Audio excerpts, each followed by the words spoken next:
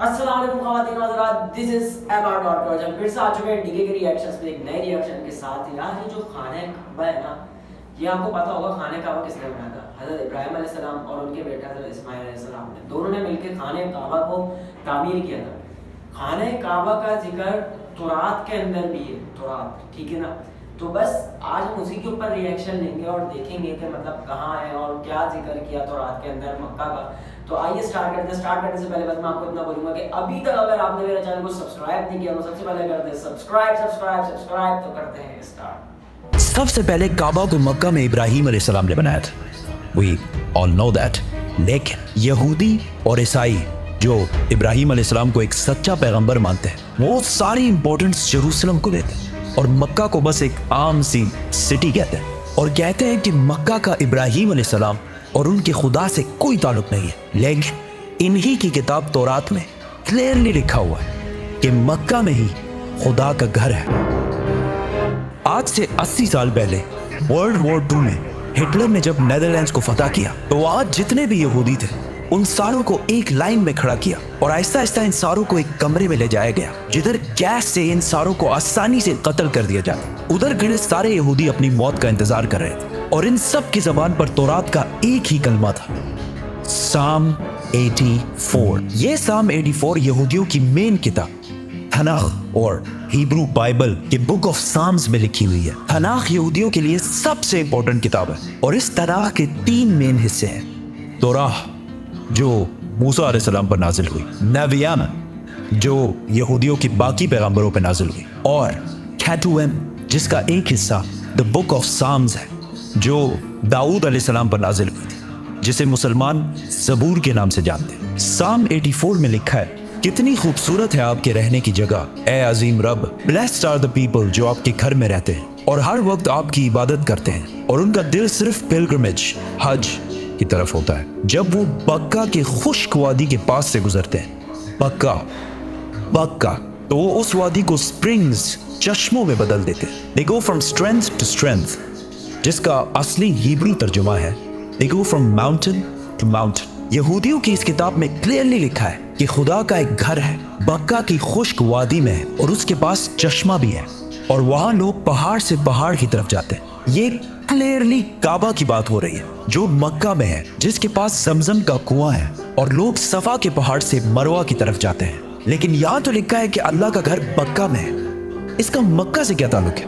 تعلق ہے قرآن کی سورہ آل عمران میں اللہ فرماتے ہیں کہ کہہ دیجئے کہ اللہ نے جو کہا ہے سچ کہا ہے، اور پیروی کرو ابراہیم کی جو بالکل اپ رائٹ تھے اور مشرک نہیں تھے۔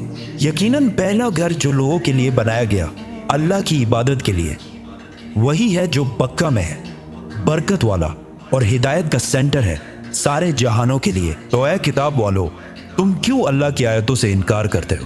قرآن اور تورات دونوں نے مکہ کو مکہ نہیں بلکہ بکہ کا ہے، اور بکہ مکہ کا ہی پرانا نام ہے۔ مسلمانوں کا پہلا قبلہ مکہ کے بجائے جیروسلم میں بیت المقدس تھا۔ ایک دن مدینہ میں رسول اللہ صلی اللہ علیہ وسلم مسجد میں نماز پڑھا رہے تھے کہ اچانک اللہ کی طرف سے حکم ہوا کہ جہاں بھی ہو اپنا رخ بیت المقدس سے پھیر کر مکہ میں کعبہ کی طرف کرو۔ تو رسول اللہ صلی اللہ علیہ وسلم نماز کے دوران ہی 180 ڈگریز کعبہ کی طرف ٹرن ہوئے اور پیچھے کھڑے سارے صحابہ نے بھی ایسا ہی کیا، اور اس طرح پہلی دفعہ مسلمانوں کا نیا قبلہ بنا۔ تو یہودیوں نے کہا کہ مسلمانوں نے اصلی قبلے بیت المقدس کو چھوڑ کر پتہ نہیں کہاں سے ایک نیا قبلہ ایجاد کر لیا۔ یہودی اور ہسٹورینز دونوں اس بات کو مانتے ہیں کہ جیروسلم میں یہودیوں کا پہلا ٹیمپل سلیمان علیہ السلام نے آج سے 3000 سال پہلے بنایا تھا، جبکہ مکہ میں کعبہ کو ابراہیم علیہ السلام نے بنایا تھا جو سلیمان علیہ السلام سے بھی ہزاروں سال پہلے گزر چکے تھے۔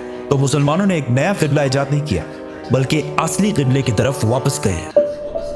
یہودی مذہب میں ابراہیم علیہ السلام نے اسماعیل علیہ السلام اور ان کی ماں ہاجر کو پاران کے ڈیزرٹ میں چھوڑا تھا، جس کو آج بہت سارے ہسٹورینز حجاز کا علاقہ سمجھتے ہیں، اور اسی حجاز میں مکہ بھی واقع ہے۔ یہودیوں کے ریلیجن میں اسماعیل علیہ السلام کی اتنی امپورٹنس نہیں ہے جتنی اسحاق علیہ السلام کی ہے، اور وہ کہتے ہیں کہ ابراہیم علیہ السلام کو اسحاق علیہ السلام کو ذبح کرنے کا حکم دیا گیا تھا، اسماعیل علیہ السلام کو نہیں۔ لیکن وہ ہمیشہ سے اسماعیل علیہ السلام اور اس کی اولاد کو نیک اور سچے لوگ مانتے ہیں، اور اس کا اندازہ اس مووی کے کلپ سے ہوگا جو یہودیوں نے موسیٰ علیہ السلام پر بنائی تھی۔ جب موسیٰ علیہ السلام مصر سے بھاگ کر جیتھرو کے پاس پناہ لیتے ہیں تو جیتھرو ان سے کہتے ہیں Abraham is the father of many nations.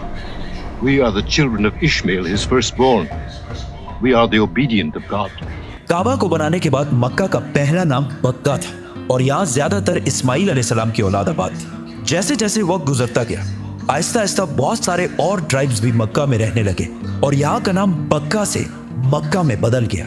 और ऐसा हिस्ट्री में बार बार हुआ है, जैसे बॉम्बे और मुंबई आहिस्ता आहिस्ता लोग असली रिलीजन को छोड़कर बुतों की इबादत करने लगे और काबा को भी अजीब अजीब बुतों से भर दिया। रसूलुल्लाह सल्लल्लाहु अलैहि वसल्लम की उम्र जब 35 साल थी तो एक दिन बारिशों की वजह से काबा की छत अचानक गिर गई तो मक्का के लोगों ने काबा को दोबारा बनाने का इरादा किया, लेकिन सिर्फ हलाल पैसों से। जैसे ही वो काबा की टूटी दीवार बनाने लगे तो एक दीवार पर कुछ अजीब सा लिखा हुआ था। उन्होंने ये पढ़ने की कोशिश की लेकिन ये अरबी में नहीं किसी और जबान में लिखा हुआ था। आखिर एक यहूदी ने आके इनको बताया कि यहूदियों की जबान अरामीक है और इस पर लिखा है I am Allah the Lord of बक्का, और ये मैंने तब बनाया था जब मैंने आसमान और जमीन और चांद और सूरज को बनाया था, और ये तब तक कायम रहेगा जब तक इसके 2 पहाड़ कायम हैं। और आज भी काबा के गिलाफ के ऊपर मक्का नहीं बक्का लिखा हुआ है। काबा जब दोबारा मक्का वालों ने बनाना शुरू किया तो सारे कबीलों की आपस में लड़ाई शुरू हो गई। कौन सा कबीला हजर अस्वद को उसकी असली जगह पर लगाएगा? तो आखिर कुरैश के सबसे बड़ी उम्र वाले शख्स ने कहा कि जो भी नेक्स्ट काबा के दरवाजे से एंटर होगा वही डिसाइड करेगा। एंड अचानक रसूलुल्लाह सल्लल्लाहु अलैहि वसल्लम काबा में दाखिल हुए और वो पैगंबर नहीं थे इस टाइम, तो सब ने कहा कि हमें मंजूर है क्योंकि मोहम्मद सबसे ज्यादा सादिक और अमीन है। तो रसूलुल्लाह सल्लल्लाहु अलैहि वसल्लम ने इनकी लड़ाई खत्म करने के लिए हजर अस्वद को एक चादर के दरमियान में रखा और सारे कबीलों को कहा कि इस चादर को साइड से पकड़ लो। और जैसे ही वो उस जगह पहुंचे तो रसूलुल्लाह सल्लल्लाहु अलैहि वसल्लम ने हजर अस्वद अपने हाथों से काबा के अंदर फिट किया, लेकिन काबा इस टाइम भी 360 बुतों से भरा हुआ था और काबा की चाबी उस्मान बिन तलहा के पास थी। पैगंबर बनने के बाद एक दिन रसूलुल्लाह सल्लल्लाहु अलैहि वसल्लम उस्मान बिन तलहा के पास आए और उनसे काबा की चाबी मांगी। तो उन्होंने कहा कि काबा की चाबी और आप। तो रसूलुल्लाह सल्लल्लाहु अलैहि वसल्लम ने उस्मान बिन तलहा से कहा कि याद रखो एक दिन तुम काबा की चाबी मेरे हाथ में देखोगे और मैं जिसे चाहूंगा ये चाबी दूंगा। तो उस्मान बिन तलहा ने कहा कि अच्छा, तो वो कुरैश के लिए सबसे बदतरीन दिन होगा। तो रसूलुल्लाह सल्लल्लाहु अलैहि वसल्लम ने कहा कि नहीं, वो दिन कुरैश के लिए सबसे इज्जत वाला दिन होगा। इस वाक़ये के कुछ ही साल बाद आखिर रसूलुल्लाह सल्लल्लाहु अलैहि वसल्लम ने 10,000 मुसलमानों के साथ मक्का को फतह कर लिया और काबा के अंदर मौजूद सारे बुतों को तोड़ दिया और काबा की चाबी उस्मान बिन तलहा को वापस कर दी। इसके बाद मुसलमान अरब के सबसे पावरफुल फोर्स बन गए। लेकिन मक्का को फतह करने के सिर्फ 14 दिन बाद मुसलमान अपनी जिंदगी की सबसे मुश्किल जंगों में से एक के लिए हुनैन की तरफ रवाना हो। सब्सक्राइब। यार मतलब क्या स्टोरी है यार, जबरदस्त। और यहूदियों की किताब में बहुत सारे राज और भी ऐसे छुपे हुए हैं जो वो लोग जानते हैं और डरते हैं बताने में, उनकी कौम को नहीं बताते। वो लोग सिर्फ इस्लाम मुखालिफ बात करते हैं। हालांकि आपने देखा कि भाई ये चीज़ भी तुरैत के अंदर से साबित हुई कि मक्का बेसिकली उसका रियल नाम बक्का था। और उन लोग को ये भी पता है कि हज़रत इब्राहिम अलैहिस्सलाम ने हज़रत सुलेमान अलैहिस्सलाम से काफ़ी साल पहले जो है मक्का को तामीर किया था। और उसके अंदर वो भी आपने देखा कि वो भी एक वो चीज़ लिखी थी यहूदी की ज़ुबान में, जिसके अंदर क्लियर नहीं लिखा हुआ था कि मैं अल्लाह हूँ और मैंने ये चीज़ जब बनाई थी जब दुनिया और ज़मीन को बनाया था, उसी वक्त ये चीज़ बनाई थी और ये चीज़ क़यामत तक रहेगी। आपने जैसे कि देखा कितनी रियलिटी है। तो यार मतलब यही है यार, आप लोग इस वीडियो को शेयर करें ताकि लोग अवेयर हो इस चीज़ को, लोग देखें, लोग समझें इस बात को ना। तो बस यही था मेरा रिएक्शन। अगर आपको मेरा रिएक्शन पसंद आया तो आपको क्या करना है, like share comment and subscribe. और इसका अगला पार्ट जंगे हुनैन वो देखना मत भूलिएगा, वो अपलोड होगा कल। तो बाकी खुश रहो, बात होगी बच्चों के साथ, अपना बहुत ज़्यादा ख्याल रखना। अस्सलाम वालेकुम और